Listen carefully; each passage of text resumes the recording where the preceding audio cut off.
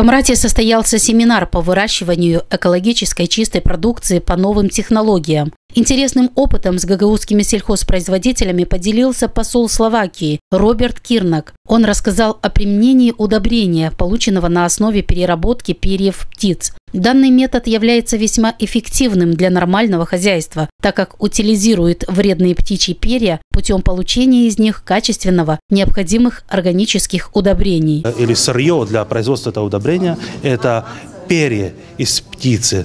Значит, они решают две проблемы, потому что перья птицы являются опасным отходом. Значит, тем самым ликвидируем опасный отход и делаем экологическое удобрение и помогаем наращивать добавочную стоимость продукции.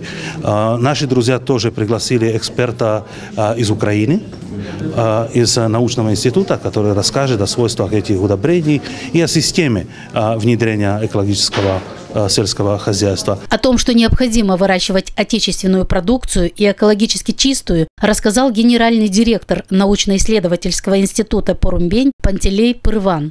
Наши гибриды хорошо себя показывают и в Беларуси, и в России, и в Казахстане, и уже в европейских странах.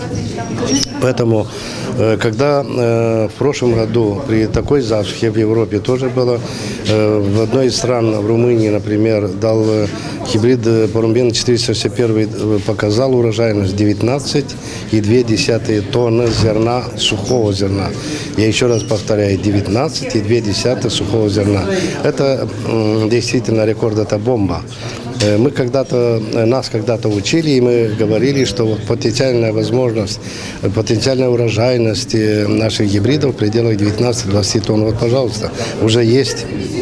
И при том в таких климатических условиях. На сегодняшний день мы знаем, что очень много болезней именно является, потому что наши фермеры используют и гербициды, синтетические, химические удобрения.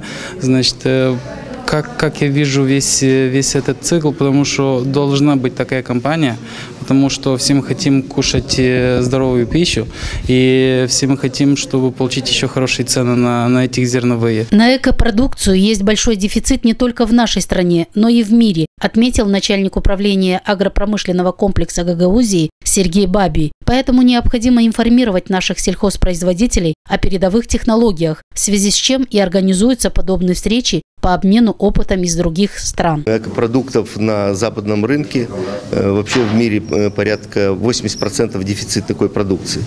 Это продукты с добавленной стоимостью, более высокой, и это дало бы нам возможность повысить, улучшить экономические показатели сельхозпроизводителей и иметь гарантированный рынок сбыта нашей продукции. После встречи в Камрате словацкие гости посетили предприятие «Вина Камрата», где был подписан договор о поставке камратских вин в Словакию. А также в селе Копчак был подписан договор о побратимстве между этим гагаузским селом и словацким городом Рославица.